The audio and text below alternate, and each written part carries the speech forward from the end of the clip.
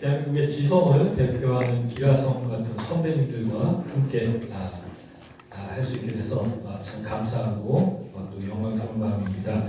김용삼 기자님 발제문을 제가 토론문을 작성하기 위해서 꼼꼼하게 읽어봤는데요.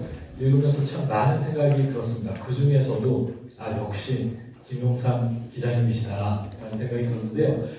지금 여러분들 그 대한민국 그 교과서, 한국사 교과서 문제 많은 거 아시죠? 네. 저도 몇 년 전에 박정희 대통령의 유신에 대해서 이렇게 분석하기 위해서 구조 교과서를 전부 다 분석을 했습니다. 그런데 문제가 정말 심각하더라고요. 그런데 김용삼 기자님의 발제문을 읽으면서 대한민국 청년들이 이거를 모두 좀 읽으면은 대한민국의 정신분명에 큰 발전이 있겠다 이런 생각이 들었습니다.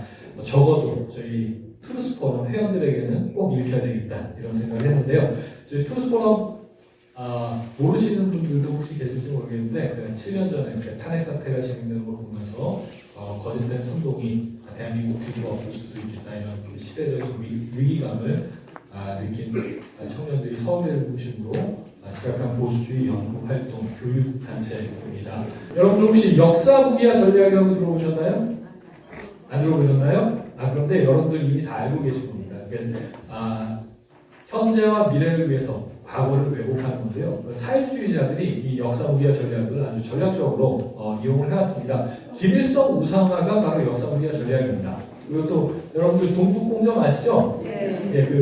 한민족의 역사를 중화민족의 역사에 편입시키려는 그런 시도가 동북공정인데요. 여러분 한복이 중국 건가요? 아니요. 아니죠. 그렇죠. 그리고 또 김치가 중국 건가요? 아니죠.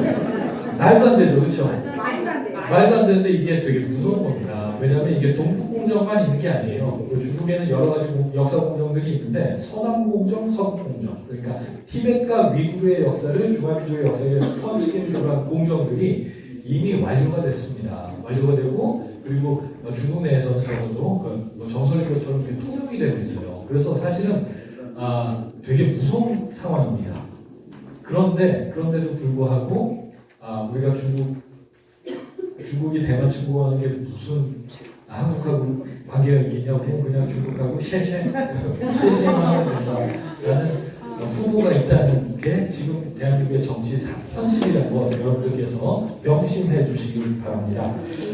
이 역사무기와 적용하는 방법이 내러티브라는 게 있습니다. 내러티브. 이게 내러티브가 뭐냐? 이게 바로 스토리 라인인데요. 그러니까 특정한 견해를 규정하고 제안하는 수단으로 이 스토리 라인이 교묘하게 이용이 되는 겁니다. 이건 내러티브라고 하는데 이 내러티브를 이용하는 방법에는 여러 가지가 있는데 대놓고 거짓말을 이용하는 방법도 있고 진실을 이용하는데 진실된 정보를 이용하는데 이걸 편향적으로 이용하는 방법이 있습니다.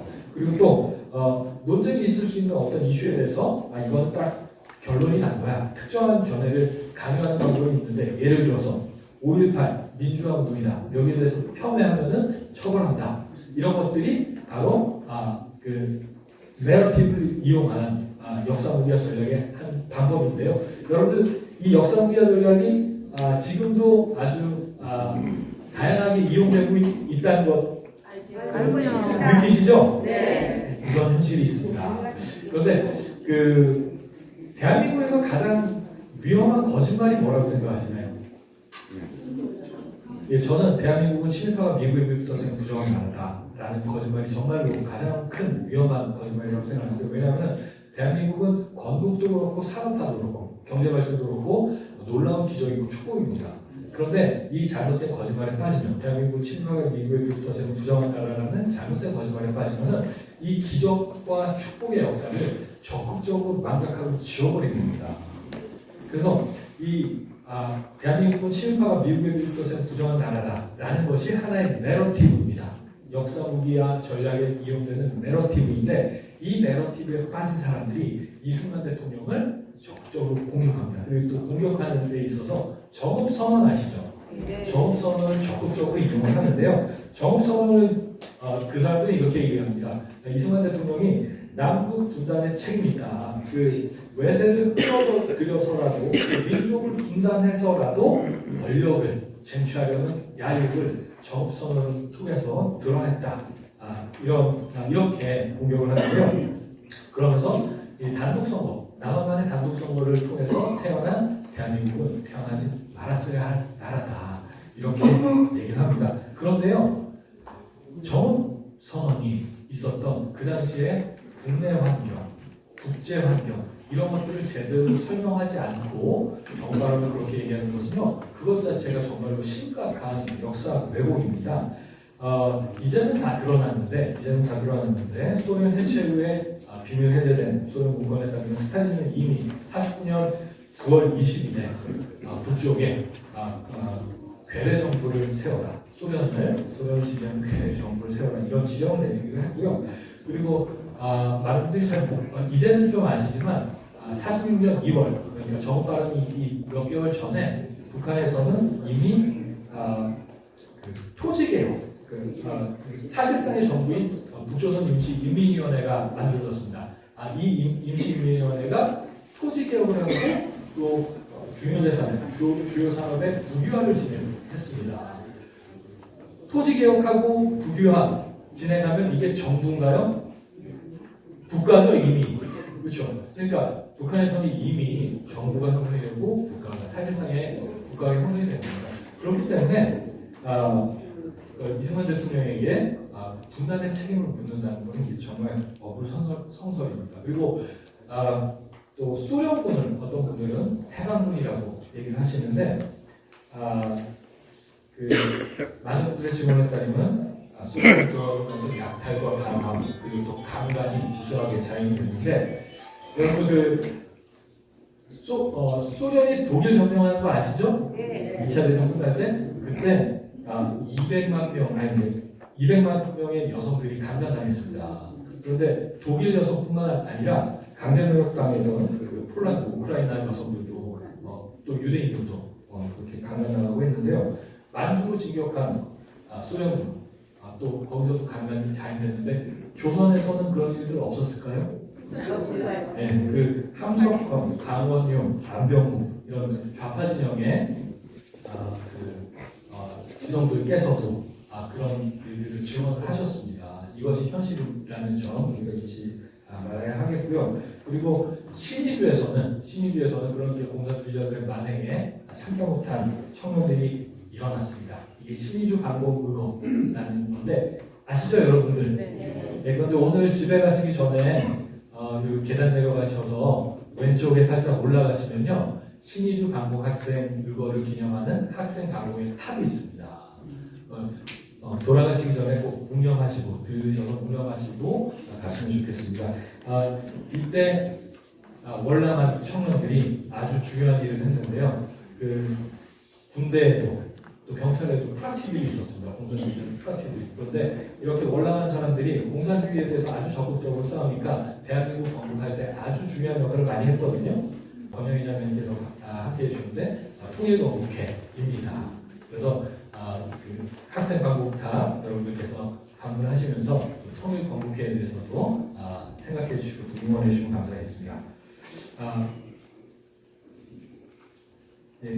건너 끼어서 저희가 보수주의, 그러니까 트루스포럼을 제가 시작하고 나서 트루스포럼이 지향해야 되는 어떤 정치 사상적 가치가 무엇이 되어야 하나라는 문제에 대해서 이렇게 고민을 많이 했습니다. 유광호 박사님께서는 자유주의에 대해서 말씀해 주셨는데요. 저는 결국에는 트루스포럼은 보수주의, 기독교 보수주의에 입각해서 활동을 해야 되겠다라고 정리를 했습니다. 보수주의가 뭐냐? 간단합니다. 본질적인 가치들, 보편적인 가치들 지키는 겁니다. 그리고 이 서구 문명을 통해서 형성된 이 보편적인 가치들, 이거는 성경적 세계관, 서구 문명의 근간을 이룬 기독교 세계관에 바탕을 두고 있습니다. 핵심적인 것들만 말씀드리면은 하나님의 형상대로 창조된 인간의 존엄, 책임 있는 자유, 또 거짓을 떠난 진리, 진실의 가치를 지키는 게 보수주의라고 할 수 있습니다. 그렇기 때문에 진실을 지키는 사람들은 모두 다 보수주의자입니다. 여러분 보수주의자인가요? 네. 예, 그래서 거짓말 하시는 분들, 거짓말 하시는 분들이 많이 계시더라고요. 그런 분들은 좌파, 진보 진영이 많이 계신데 그렇기 때문에 그분들은 보수주의자라고 할 수가 없습니다. 이 보수주의는 인간 이성을 절대적으로 신뢰하고 인간 이성의 바탕을 둔 유토피아를 만들려고 했던 그 프랑스 혁명에 대한 반성적 고찰에서 출발했는데요. 이 프랑스 혁명, 김용삼 기자님께서도 말씀해 주셨지만 이승만 대통령께서도 이 프랑스 혁명을 찬양하셨습니다. 찬양하셨는데 나중에 이 프랑스 혁명의 참모습들을 돌아보니까 찬양하기는 참 어려운 모습들이 많이 있었어요. 예를 들어서 당대 지역에서는 혁명에 반대한다고 해서 30만, 40만 명을 학살했습니다. 그리고 공화주의 세대라고 하면서 남자 여자들 빨개 벗겨가지고 수장시키고 막 그랬어요.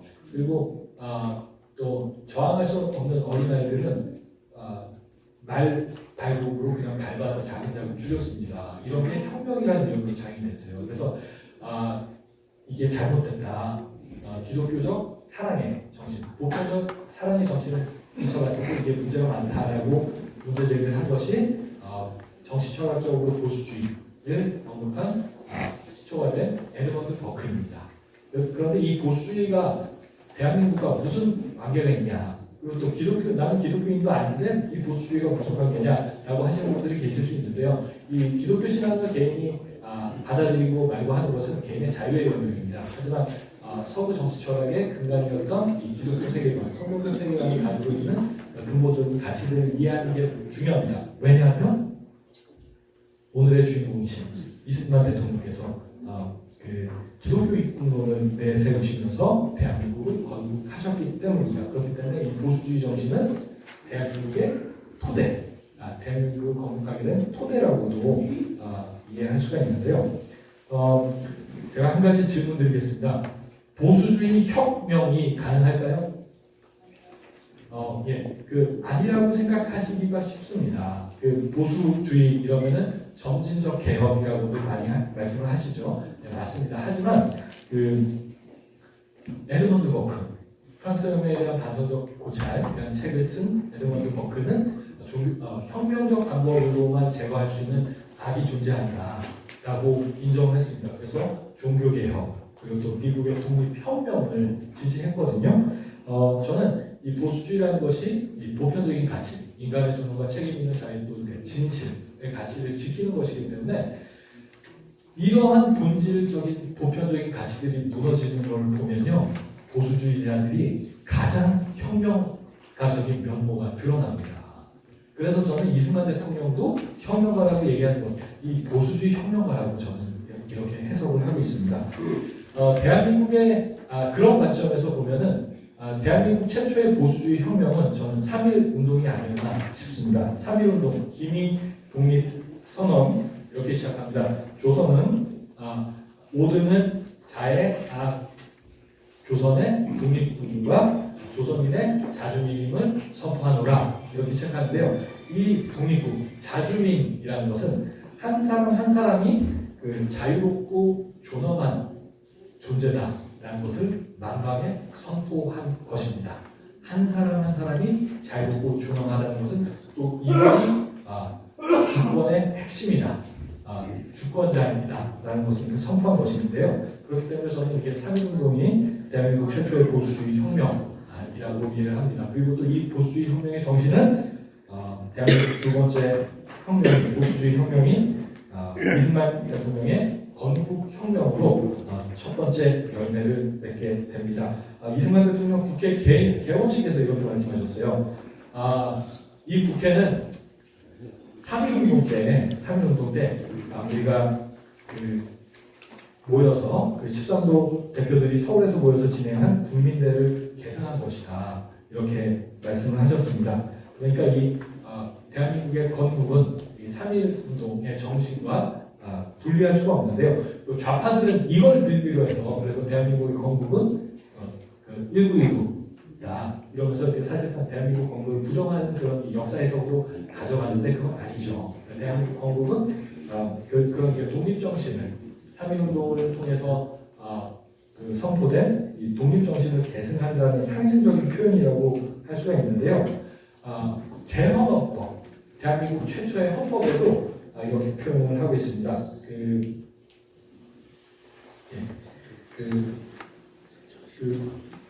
그 3.1운동으로 선포된 독립정신을 계승하며 이렇게 되어 있는데요. 이 독립정신이 뭘까요? 저는 이 독립정신이 바로 김용삼 기자님께서 말씀해 주셨는데 독립정신이라는 책을 쓰셨죠. 이승만 대통령께서. 그 결론 부분에 아까 전에 독립정신 실천 6대 강령을 말씀하셨는데 그 뒤에 나온 것이 있습니다. 독립정신이 어떻게 끝나냐 하면은 우리는 이 마땅히 그러니까 기독교 정신에 바탕을 두고 영국과 미국과 같은 나라를 만들어야 된다. 그리고 이렇게 열심히 노력해서 다 같이 천국 가서 만납시다. 라고 끝난 게 독립정신이거든요. 그렇기 때문에 이 재헌법이 개정하고 있는 독립정신은 결국엔 이 보수주의의 본질적인 가치를 의미하는 것이 아닌가. 저는 이렇게 해석을 했고요. 이 보수주의 혁명, 3.1운동으로 시작했고 대한민국 건국 이승만 혁명, 건국혁명을 통해서 열매를 맺었고 또 박정희 대통령의 산업혁명을 통해서 열매를 맺었는데 이 3.1운동도 그렇고 건국혁명도 그렇고 한반도에 남쪽에만 있는 혁명이 아니었습니다. 처음에 개입할 때는. 이승만 대통령께서 휴전협정 체결되는 날 북한 동포들에게 이렇게 말씀하셨죠. 동포 여러분들 희망을 잃지 마십시오. 여러분들 해방하고자 하는 민족의 사명은 결코 잊혀지지 않을 것이고 언젠가 완수될 것입니다. 이렇게 말씀하셨고 박정희 대통령께서도 이런 말씀하셨습니다. 대한민국을 자꾸 자유의 방파제라고 하는데 아닙니다. 우리가 언제까지 파도에 시달려야 됩니까? 우리는 우리야말로 자유의 파도입니다. 이 자유의 파도는 언젠가 평양을 휴전선을 넘어서 평양을 덮을 것입니다. 이렇게 말씀하셨습니다. 그래서 저는 이 3.1운동으로 시작된 대한민국 보수주의 혁명의 정신, 또 건국혁명, 또 산업혁명으로 이루어진 이 보수주의 혁명의 정신이 열매가 맺는 날은 대한민국, 북한이 해방되는 날, 그리고 또 이 보수주의 혁명은 거기까지 나가야 한다는 것, 여기 계신 한 분 한 분이 보수주의 혁명가로서 그 사명을 완수하셔야 된다는 것 말씀드리면서 발표를 마칩니다.